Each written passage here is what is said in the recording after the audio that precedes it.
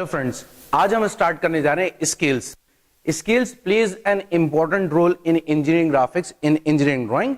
तो बेटा स्केल्स के लिए क्या बेसिक्स है, क्या रिक्वायरमेंट है, कितनी चीजों का मालूम होना जरूरी है, आज हम उसके बारे में बात करेंगे, उन चीजों के बारे में बात करेंगे। To learn scales basically we required 6 things. हमें 6 चीजों का मालूम होना जरूरी है। कोई भी स्केल हो, कैसा भी स्केल हो, हमारे पास टोटल 6 पैरामीटर होते हैं। आइए हम उन 6 पैरामीटर के बारे में बात करें। अगर ये 6 चीजें आपको अच्छी तरह मालूम है तो आप कोई भी स्केल का कैसा भी क्वेश्चन बहुत आराम से कर सकते हैं। लेकिन उससे पहले सबसे पहले बात करते हैं what is a scale and what is the purpose of a scale, what is the definition of a scale. तो इट्स सिंपल, सामने ध्यान से देखें। स्केल SCALE स्केल क्या करता है? MEASURE मेजर, किस चीज को? किसी भी साइज को। तो यही डेफिनेशन है स्केल की। अगर आप ध्यान से देखें तो मैंने क्या बोला? Scale is a device which is used to measure any size of the object. क्या बोला बेटा? ध्यान से देखें। Scale is a device which is used to measure any size of the object. यह है हमारे पास स्केल की डेफिनेशन, यही स्केल की परिभाषा है, यही स्केल की definition. Now what is the meaning of size here? तो बेटा साइज के मायने कोई भी नंबर, कोई भी वैल्यू, कोई भी मैग्नीट्यूड, जैसे 30, 40, 50, 60, 70, 80। फॉर एग्जांपल सपोज करें जैसे ये मार्कर है मेरे हाथ में, ये पेन है। अगर मैं इसके साइज को मेजर कर रहा हूं तो मैं स्केल की मदद से इसके साइज को मेजर करूंगा, जो 15 सेंटीमीटर, 20 सेंटीमीटर कुछ भी हो सकता है। It is scale. Scale is a device which is used to measure any size of the object. तो अभी अभी मैंने आपसे कहा स्केल समझने के लिए टोटल 6 चीजों का मालूम होना जरूरी है, 6 बातें मालूम होना चाहिए। आइए उन 6 चीजों के बारे में बात करने जा रहे हैं। बहुत ध्यान से देखिएगा, आप सभी लोग अपना कंसंट्रेशन यहां बनाकर रखिएगा। अगर ये 6 चीजें आपको मालूम है तो आप स्केल का कैसा भी क्वेश्चन बहुत आसानी से कर सकते हैं। सामने ध्यान से देखें स्केल्स। सबसे पहले अगर मैं बात करूं तो इस स्केल्स को मैंने 2 पैरामीटर्स के बारे में बात कर रहा हूं। इस स्केल्स के मेरे बच्चे स्केल के कुछ SIZES साइजेस होते हैं और स्केल के कुछ TYPES टाइप्स होते हैं। आई रिपीट, मैंने बोला स्केल के कुछ हमारे पास क्या होते हैं? साइजेस होते हैं, और स्केल के कुछ क्या होंगे? टाइप्स होंगे। एक बार फिर आपको बता दूं, मैंने अभी अभी आपसे क्या कहा? स्केल समझने के लिए 6 चीजों का मालूम होना जरूरी है। उन 6 में से पहली चीज ये रही और दूसरी चीज मेरे बच्चे ये रही। अब साइज कितने हैं? पहला size FULL full SIZE size scale. दूसरे साइज को कहा जाता है मेरे बच्चे REDUCING रिड्यूसिंग स्केल। तीसरे साइज को कहा जाता है ENLARGING इनलार्जिंग स्केल। ये है हमारे पास 3 साइज। हमारे पास टोटल स्केल के 5 टाइप्स हैं according to the first unit of engineering graphics. हमारे पास टोटल 5 टाइप्स है। पहले टाइप को कहा जाता है PLAIN प्लेन, SCALE स्केल। दूसरे टाइप को कहा जाता है DIAGONAL डायगोनल स्केल। तीसरे टाइप को कहा जाता है COMPARITIVE comparative, S stands for scale.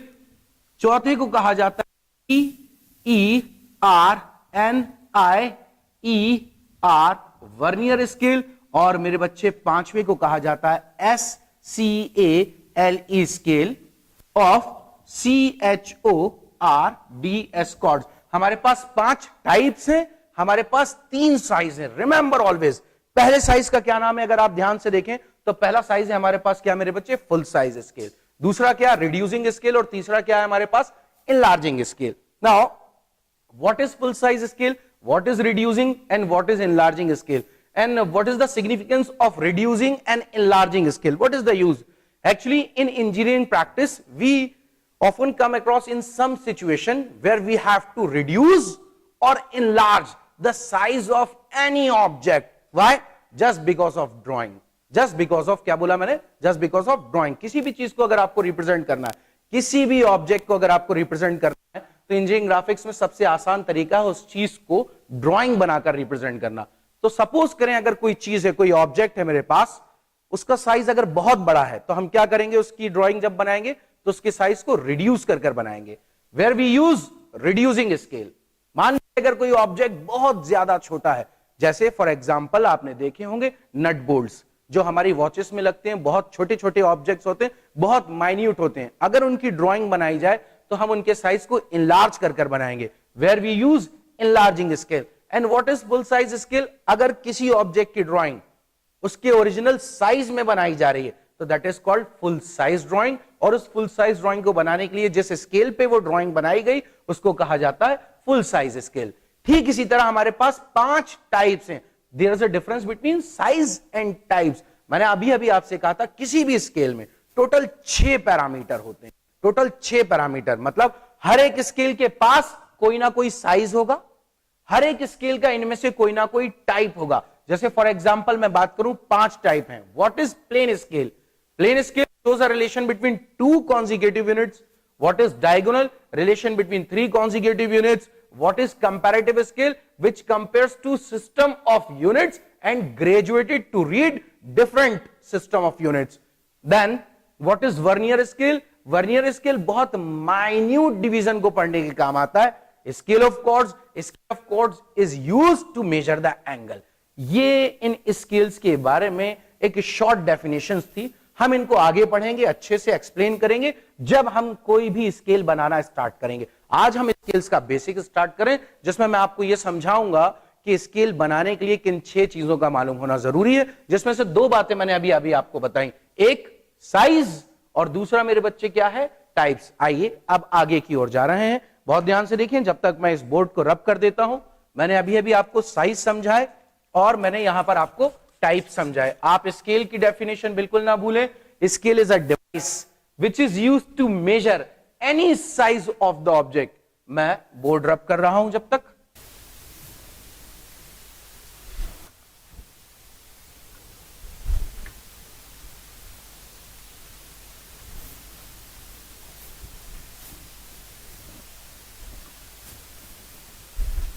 Okay, आइए अब हम आगे बात करने जा रहे हैं।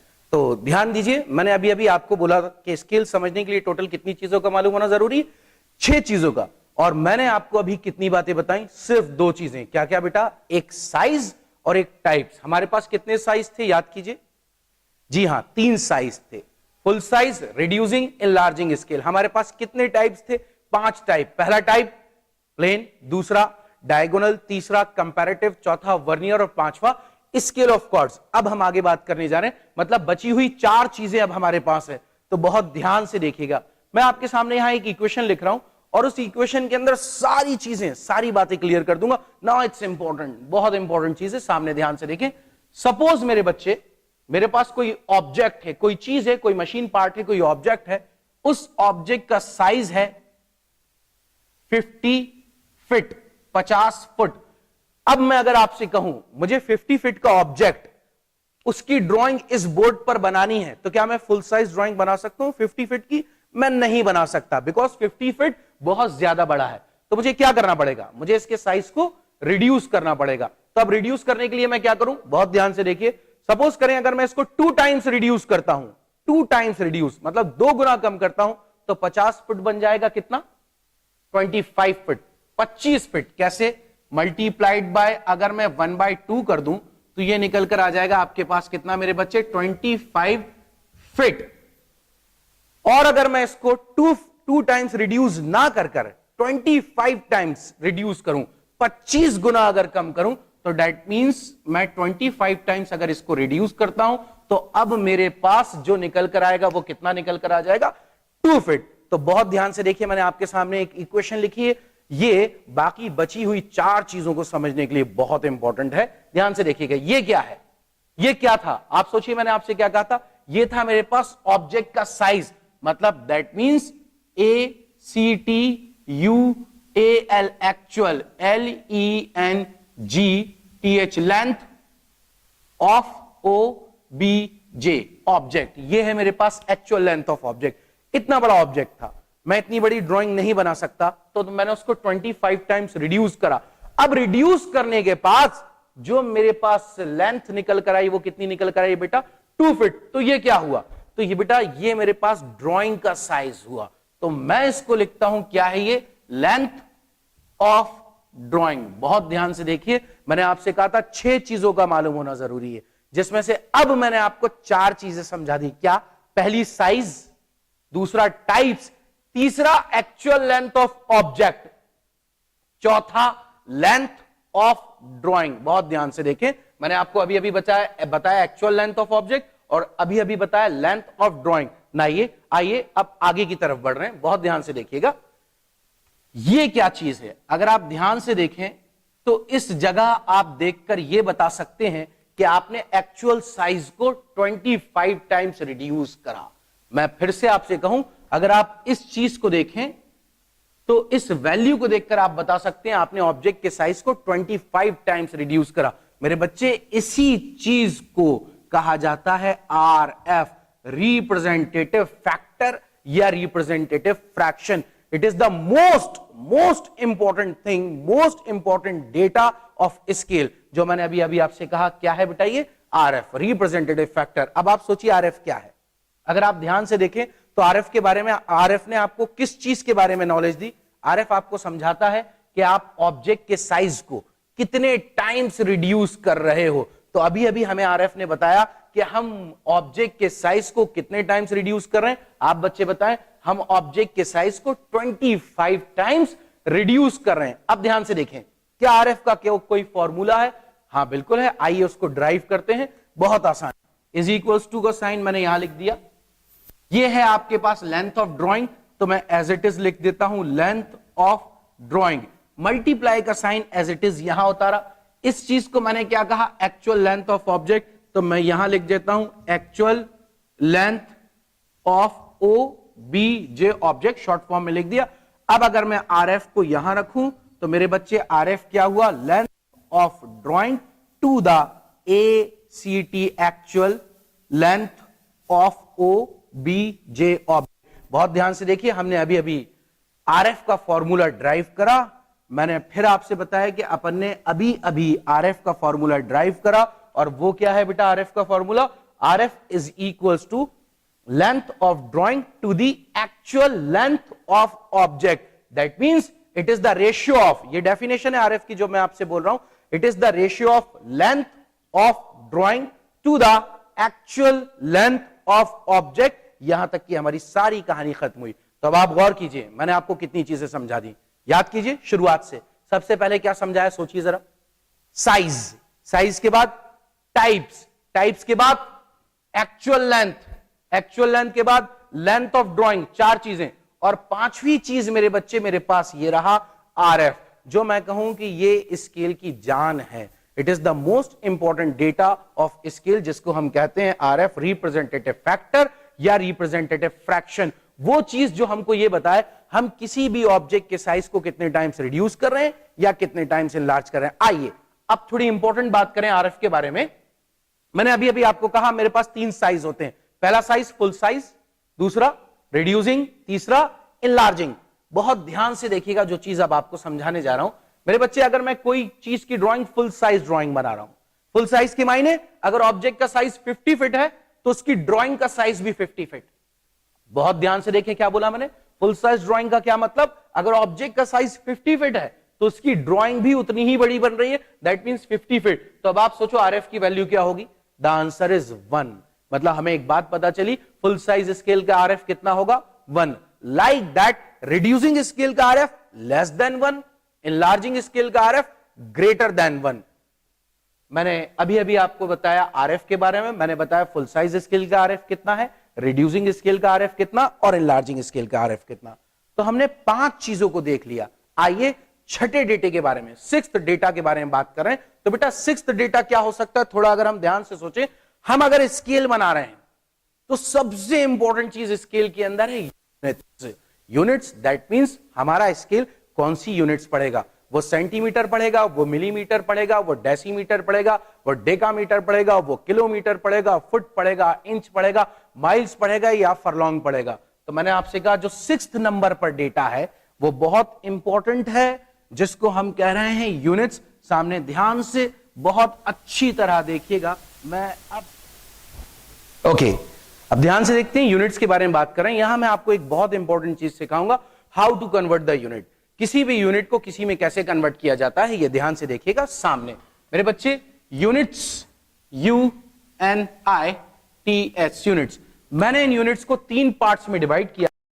सबसे पहले अगर हम बात करें तो हम बात करते हैं यूनिट्स में, सबसे पहले मैं यहां लिखता हूं LINEAR, linear, MEASURE, measurement. Linear measurement, रेखीय मापक। अब लीनियर मेजरमेंट में सबसे पहले नंबर 1 पे मेरे पास है 10 mm is equal to 1 centimetre. Number 2 10 centimetre equals to 1 decimetre. Number 3 10 decimetre is equals to 1 metre. Number 4 10 metre equals to 1 DECA, decametre. Number 5 10 DECA, decametre is equals to 1 hectometre. And number 6 is 10 hectometre is equals to 1 kilometre. अगला unit system जिसको हम कहते हैं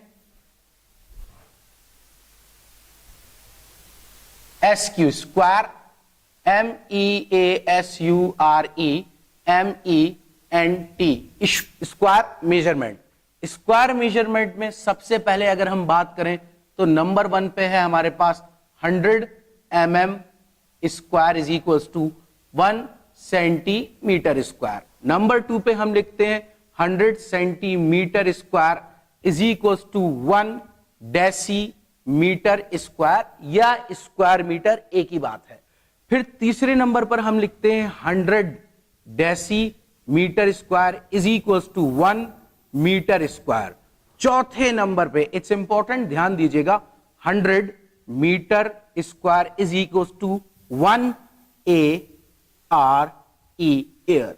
मैं फिर आपसे कहूं, मैंने क्या बोला, 100 metre square is equals to 1 air, and like that fifth 100 ARE, air, is equals to 1 HECTARE, hectare, and sixth one is 100 HECTARE, hectare, is equals to 1 kilometer square, and the last one is MKS oblique FPS unit system. यहां पर here we have number 1 25 mm approximately equals to 25 mm is equals to 1 INCH inch. ये approximate का sign क्यों लगाया मैंने एक बार बता दूं, actually 25.4 mm is equals to 1 inch होता है, लेकिन जब हम कैलकुलेशन के पार्ट्स पर तो हम थोड़ा सा निग्लेक्ट कर देंगे उसको और हम बात करेंगे 25 mm is equals to 1 inch. Now दूसरा 25 mm is equals to 1 inch, 12 INCH is equals to 1 FOOT foot. Third, 3 FEET feet is equals to 1 YARD yard. Fourth number 220 yard is equals to 1 FURLONG furlong. The fifth one is 8 furlong equals to 1 MILE mile. And the sixth one is 1 mile is equals to 1.6023 kilometers. ये है हमारे पास unit जिनके बारे में हम बात करेंगे, जिन पर बेस्ड हम कुछ क्वेश्चंस करेंगे। ये यूनिट्स हमारे स्केल के अंदर हो सकती हैं, किसी भी यूनिट पर हम स्केल बना सकते हैं। आप ध्यान से देखें, मैं अब आपको यूनिट कन्वर्जन सिखा रहा हूं। नाउ इट्स इंपॉर्टेंट, बहुत ज्यादा इंपॉर्टेंट है। बच्चा बार बार स्टूडेंट भूल जाता है कि कितने मीटर कितने किलोमीटर के बराबर होंगे, कितने किलोमीटर कितने सेंटीमीटर के बराबर होंगे, 1 फुट में कितने इंच होंगे, कितने यार्ड कितने फरलॉन्ग के बराबर, कितने माइल्स के, कितने एमएम के। तो बहुत आसानी से चीज सिखा रहे हैं, ध्यान से यहां पर देखिएगा। सपोज करें मैं आपसे कह रहा हूं 1 मीटर के अंदर कितने मिलीमीटर होंगे, तो ध्यान से देखिए 1 मीटर के अंदर कितने मिलीमीटर होंगे। आपको यहां से यहां तक जाना है, तो 1 मीटर से मिलीमीटर में जाने में देखिए कितनी बार 10 आए, 1 2 3, that means 1 metre is equals to 10 raised to the power 3 millimetre. It's so easy, बहुत सिंपल। लाइकवाइज अगर अब मैं आपसे पूछूं 1 किलोमीटर के अंदर कितने मिलीमीटर होंगे? तो answer is same, the way same. 1 kilometre में कितने mm? 1 2 3 4 5 6। So in 1 kilometre 10⁶ millimetre, in 1 kilometre 10⁵ centimetre, 10⁴ decimetre, 10⁵ metre, 10⁻² decametre at 10⁻1 hectometre. इसी तरीके को, इसी फंडे को इस्तेमाल करते हुए अब आपको यहां पर बताना है मुझे कि how many millimetre are there in 1 yard. एक यार्ड में कितने मिलीमीटर होंगे? सो इजी, यार्ड से लेकर आपको कहां जाना है? मिलीमीटर तक।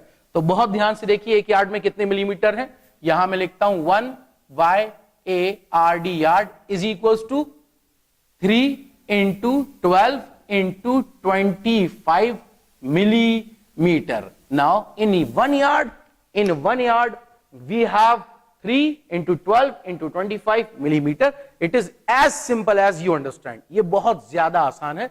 तो बेटा मैंने आपसे कहा था स्केल समझने के लिए 6 चीजों का मालूम होना जरूरी है। मैं जब तक बोर्ड मिटाता हूं आप सोचिए मैंने आपको कितनी चीजें बताई। क्या मैंने आपको 6 चीजें बताई, या मैंने आपको 4 चीजें बताई, या सिर्फ 5 चीजें बताई? मैं जब तक बोर्ड मिटा रहा हूं। ओके फ्रेंड्स, तो क्या सोचा आपने? मैंने आपको कितनी चीजें बताई? जरा ध्यान दीजिए। जब तक मैं आपके सामने एक इक्वेशन लिखता हूं, जो इक्वेशन मैंने अभी थोड़ी देर पहले लिखी थी, मेरे पास ऑब्जेक्ट का साइज है 50 फीट। मुझे इसको 25 टाइम्स 25 गुना 25 टाइम्स रिड्यूस करा तो ये निकल कर आया drawing size 2 feet. That means जो ड्राइंग बनाऊंगा वो 2 फीट की होगी, पर वो रिप्रेजेंट कितना करेगी? 50 फीट। तो ध्यान से, मैंने आपको 5 चीजें बताई: size, types, actual length, length of drawing, RF and units. तो टोटल कितनी चीजें हो गई मेरे पास? आप ध्यान से देखिए, 5 या 6 चीजें। तो बेटा मैंने आपको 6 चीजें बता दी। एक चीज जो बहुत ज्यादा इंपॉर्टेंट है उसको जरा ध्यान से देखें। यहां पर मैंने आपको 6 चीजें बताई, इसको हमने क्या कहा? ये है मेरे पास ACT एक्चुअल लेंथ, ये है मेरे पास लेंथ ऑफ ड्राइंग। अब बहुत ध्यान से देखें बेटा, इस एक्चुअल लेंथ को हम मैक्सिमम लेंथ ऑफ ऑब्जेक्ट भी कह सकते हैं। अगर ये मैक्सिमम लेंथ ऑफ ऑब्जेक्ट कहला रहा है तो इस लेंथ ऑफ ड्राइंग को हम लेंथ ऑफ स्केल भी कह सकते हैं। बहुत इंपॉर्टेंट चीज, लास्ट चीज है हमारे पास। मैंने बोला इस एक्चुअल लेंथ को अगर हम मैक्सिमम लेंथ कह रहे हैं तो लेंथ ऑफ ड्राइंग को हम लेंथ ऑफ स्केल कह रहे हैं। तो मेरे पास कोई नया डेटा नहीं है। अगर आप ध्यान से देखें तो टोटल हमारे पास 6 चीज हैं। जिस चीज को मैं एक्चुअल लेंथ कह रहा हूं एक्चुअली वही मैक्सिमम लेंथ है। जिस चीज को हम लेंथ ऑफ ड्राइंग कह रहे हैं एक्चुअली वही लेंथ ऑफ स्केल की बात कर रहे हैं। तो टोटल गिने, आइए कितनी चीजें? फिर से, साइज, टाइप्स, एक्चुअल लेंथ जिसको हमने मैक्सिमम लेंथ कहा, लेंथ ऑफ ड्राइंग जिसको हमने लेंथ ऑफ स्केल कहा, RF, and the 6th one is सबसे लास्ट में जो आपको बताया, यूनिट्स। तो बेटा मैंने अभी अभी आपको टोटल 6 चीजें बता दी। अगर आप लोग इस वीडियो को देखकर अगर आप नोट्स बनाना चाहते हैं तो मैं अब आपको बताता हूं कि आप शुरुआत कैसे करेंगे, अपने रजिस्टर पे किस तरह से काम करेंगे, कैसे ये सारी 6 चीजें आप सजाएंगे। तो देखिएगा ध्यान से। मैं सबसे पहले इसको यहां रब कर देता हूं, मैंने बोर्ड मिटा दिया। अब अगर हम रजिस्टर पे काम कर रहे हैं तो सबसे पहले आप हेडिंग डालेंगे स्केल्स, और स्केल्स हेडिंग डालने के बाद आप डेफिनेशन लिखेंगे, स्केल की परिभाषा लिखेंगे। Scale is a device which is used to measure any size of the object. After that, to learn a scale, 6 things must be necessary. उसके बाद आप लिखें 6 things must be necessary. Now, what are they? Number, जिस order में हमने लिखा था अब हम उस ऑर्डर में बात नहीं कर रहे हैं। बहुत ध्यान से देखिएगा। हम सबसे पहले लिखते हैं SIZE, साइज। और हमारे पास साइज कितने हैं? बहुत ध्यान से देखें तो मेरे बच्चे हमारे पास साइज हैं टोटल 3। पहला size FULL full, SIZE size, SCALE scale. फिर हम बात करें तो अगला साइज है हमारे पास REDUCING रिड्यूसिंग स्केल। फिर हमारे पास अगला साइज है ENLARGING लार्जिंग स्केल। दूसरे नंबर पर अगर हम बात करें तो मैं यहां पर लिखता हूं RF। RF तीनों के लिए अलग अलग मैं आपको बता चुका हूं। RF for full size scale is equals to 1। RF for RED reducing scale, सोचिए क्या बताया था मैंने, RF for reducing scale is less than 1। RF for enlarging scale, RF for E and L enlarging scale is greater than 1। ये है हमारे पास RF। फिर उसके बाद तीसरे नंबर पर हम बात करते हैं, तो तीसरे नंबर पर मेरे बच्चे मैं यहां पर आपके सामने लिखता हूं units, UNITS units. Fourth number पर हम बात करें तो फोर्थ नंबर पर हम लिखते हैं TYPES टाइप्स। आइए टाइप्स के बारे में बात करें। कितने टाइप्स थे हमारे पास, याद कीजिए आप।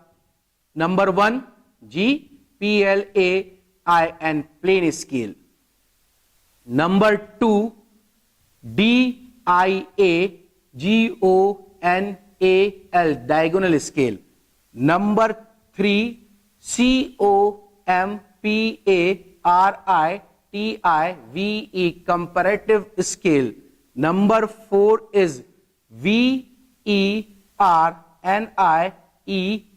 Vernier scale, number 5 is SCALE scale of CHORDS scale of chords.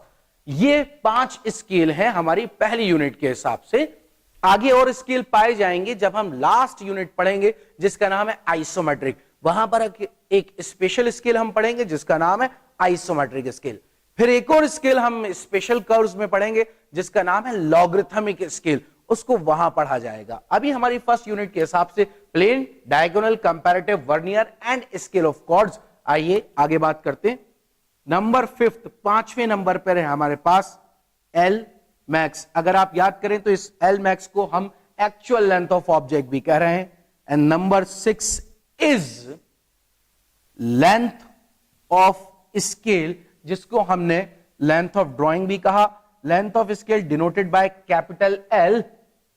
The formula for length of scale is RF multiplied by MAX maximum, LENGTH length, REQUIRED required, 2BMEASURED। और शॉर्ट फॉर्म में हम इसको कह सकते हैं L max। What is L max? Maximum length required to be measured. Remember always length of scale is always in millimeter. I repeat, मैं आपसे फिर कहूं length of scale is always in, क्या बोला मेरे बच्चे? मिलीमीटर। फिर हम बात करें RF, तो मेरे बच्चे RF का फॉर्मूला हमारे पास था length of drawing to the ACT actual length, LENGTH length, OF of OBJ object. RF का फॉर्मूला हमारे पास length of drawing to the actual length of object. तो ये वो 6 चीजें हैं जिनके बारे में मालूम होना जरूरी है। 2 चीजों पर और ध्यान दें। मैंने आपसे कहा बेटा मैक्सिमम लेंथ को एक्चुअल लेंथ कह सकते हैं और length of drawing actual length of scale कहलाती है। But it is not happen हर बार। ये हमेशा नहीं होगा कि हमेशा मैक्सिमम लेंथ को हम length of drawing actual length कह रहे हैं और हमेशा लेंथ ऑफ ड्राइंग को हम लेंथ ऑफ स्केल कह रहे हैं। हम अभी स्केल बना रहे हैं, दैट मींस हम उस ड्राइंग लेंथ को लेंथ ऑफ स्केल कह रहे हैं। मैक्सिमम लेंथ मैं आपको बताऊंगा, समटाइम्स मैक्सिमम लेंथ अलग हो जाती है और एक्चुअल लेंथ ऑब्जेक्ट की अलग हो जाती है। ये वो 6 चीजें थी जो स्केल समझने के लिए मालूम होना जरूरी है। Thank you friends.